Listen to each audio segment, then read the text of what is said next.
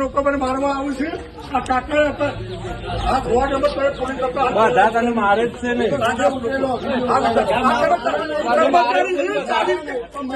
ચોરી કરી છે, અંદરથી ચોરી કરી એના આક્ષેપ કરતા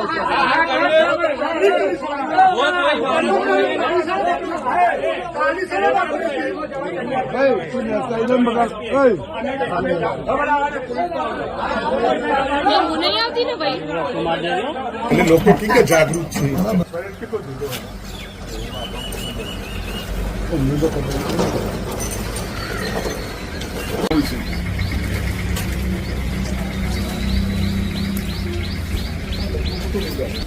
ના બીજા પત્રકારો હું અહીંયા જ બેસે તો મને પૂરી દેવો તો પૂરી દેવો, બાકી બસ હા તમે જવું જ જોઈએ તો મારી જવાબદારી. અને તમારે શું ટેન્શન ચોકીદારમાં પણ હું ચોરી ચોરી હું તો વાઇસ ચેરમેન હા મતલબ ગઠ્ઠા થઈ ગયા. હા આ ખોલજો તારીખે પત્ર એપ્રિલ 2025 એપ્રિલ ચરાડાના વતી 2025 તો પાવડર છે. એટલે હું જે મીડિયા સામે બોલતો હતો એ સાચું છે. આજે ચરાડાના ગોડાઉનમાં બધી રેડ પાડી છે અને ગોડાઉનની અંદર બેગો કાઢી તો 2025 ની કઈ તારીખ છે? 2 એપ્રિલ 2025 અને એમડી સાહેબ એવું કી છે અને 5000 મેટ્રિક ટન પાછું ખરીદ્યો પાવડર એમને બહારથી. જાણવા મળી ગયું ને હકીકત તો અમે પકડી પાડી. પકડ્યા પછી આજે હું LK પટેલ બે ચરાડા જવા નીકળ્યા. ચરાડામાં અમારું એક ગોડાઉન છે. મેં કાલ પણ મીડિયા થકી કહ્યું હતું કે ભાઈ અમારો પાવડર એક્સપાયર ડેટ થયેલો પડ્યો છે અને અમને પાવડર 5000 મેટ્રિક ટન શના માટે ખરીદ્યો એ મારે પ્રૂફ કરવાનું હતું. અશોક ચૌધરી ચેરમેન શ્રી પ્રૂફમાં ના પાડતા હતા. આજે ઓન પેપર ચરાડા ગામની અંદર જનતાની વચ્ચે યોગેશ પટેલે જાતે રેડ પાડીને એક્સપાયર ડેટ પાવડરનો ખુલાસો કર્યો અને એ પણ મીડિયા અને પત્રકારોને પણ ઘણા 2-3 પત્રકારો પણ આવ્યા હતા. પત્રકારોએ પણ વિડીયો લીધો અને મેં પણ જાતે લીધું. મારો શર્ટ પણ બગડેલો છે, ગોડાઉનમાં ખુલ્લું કરીને બતાવ્યું, મારો પગ પણ એવો છે.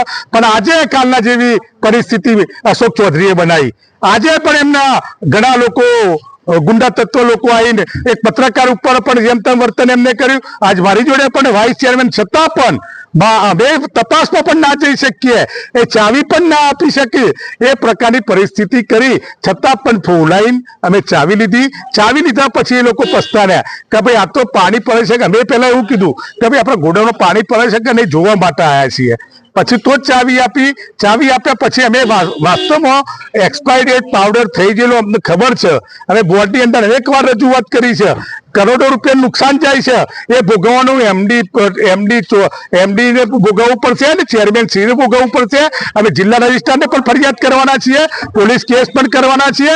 અને આજે પણ હુમલા જેવી પરિસ્થિતિ આજ પણ થઈ મારા ઉપર. આજ પણ હુમલા જેવી પરિસ્થિતિ થઈ. એટલે એના માટે એક પ્રકારની ગુંડાગીરી કરીને રાજ કરવું એ આપણા માટે શોભતું નથી અને ભારતીય જનતા પાર્ટીના કાર્યકર્તા ના શોભે નહીં. કારણ કે ભારતીય જનતા પાર્ટીનો કાર્યકર હું પણ છું, એ પણ છે. હું જનસંઘનો પરિવાર છું એટલે હું સમજુ છું. મને સાચી બાબત બહાર લાવવામાં મને લાગણી છે અને મારા પશુપાલકો માટે હું બધું બહાર લાવું છું. પશુપાલકો માટે હું સત્તા ઉપર આવેલો છું તો એ સત્તાનો મારો દુરુપયોગ પણ ના કરવો જોઈએ. જે દુરુપયોગ કરતો હોય એને હું ચલાવી નહીં લેવાનો. અને આજે પણ મેં તમારે વિડીયો સમક્ષ અને બેગને આખા ગોડાઉનના ફોટા પાડ્યા છે, પત્રકારો પણ ફોટા પાડ્યા છે અને વિડીયો પણ આવી ગયો છે. દૂધ પાણીનું પાણી થઈ ગયું. અને તમે અશોક ચૌધરી જોડે એનો સવાલનો જવાબ માંગજો. એમને તો એટલા હદે પાપ કર્યું હતું કે એક્સપાયર ડેટ થઈ ગયું તો આપણે પાવડર વગાડી શકીએ. મને એમડીને આવો જવાબ આપ્યો, એમડીને બેને એમડીને મને જવાબ આવો આપ્યો કે આપણે એક્સપાયર ડેટ પાવડર થયેલો 6 મહિના સુધી આપણે ચલાવી શકીએ છીએ. કાલ પણ મેં વાત કરી હતી. એટલે આની બબાલ લાંબા સુધી ચાલશે. મને તો આજ હું પોલીસ કેસ એસપી ને પણ કહેવાનો છું, આઈજી ને પણ કહેવાનો છું, મારું જીવનું જોખમ ના વધે એટલે મને પ્રોટેક્શન આપો. જયારે ડેરીની મિટિંગમાં જવાનું ત્યારે પ્રોટેક્શન આપો, જનરલમાં જવાનું ત્યારે પ્રોટેક્શન આપો. હું મારી પાર્ટીને કહે કારણ કે એટલા માટે કે વિવાદ હવે મોટા સ્તરે જઈ રહ્યો છે. તમને લાગશે કે હજુ પણ હુમલા થશે? હુમલો આ વખતે હુમલો કરશે ને તો એની પરિસ્થિતિ બહુ ગંભીર થશે. હુમલો જવાબ આપવા તૈયાર છું. હું આજે બહુ સહન કરવાની શક્તિ એવું મારામાં રહી નથી. કારણ કે હુમલો ક્યાં સુધી સહન કરવાનો? 2 વાર 3 વાર 4 વાર પછી માણસ સીધો હોય એટલે શું કરે? મોટો હુમલો કરી દેશે. અને જયારે હું મોટો એને મારા જયારે હુમલો કરવાનો આવશે ને ત્યારે હું તો ખુલ્લો બજારમાં ફરીશ. એને બજારમાં ફરતા સંતાવવું પડશે કે એટલા માટે કે એને ખોટું કર્યું છે. હું તો માર ખાઈને બેન ઘેરે રહેવાનો, પણ આવો હુમલો કરશે તો મને સહન થાય નહીં. હવે એમને પણ કહેવાનો છું, એમને પણ ગાંધીનગર આવવાનું છે, એમને પણ માણસા આવવાનું છે, એમને પણ મહેસાણા જિલ્લામાં ફરવાનું છે. એટલે હું ના મર્દ નહીં, હું મર્દ જ છું. એટલે આજે આ મીડિયામાં કંટાળીને હું બોલું છું કે ભાઈ આવો લાફાનો જવાબ લાફેથી હું આપીશ.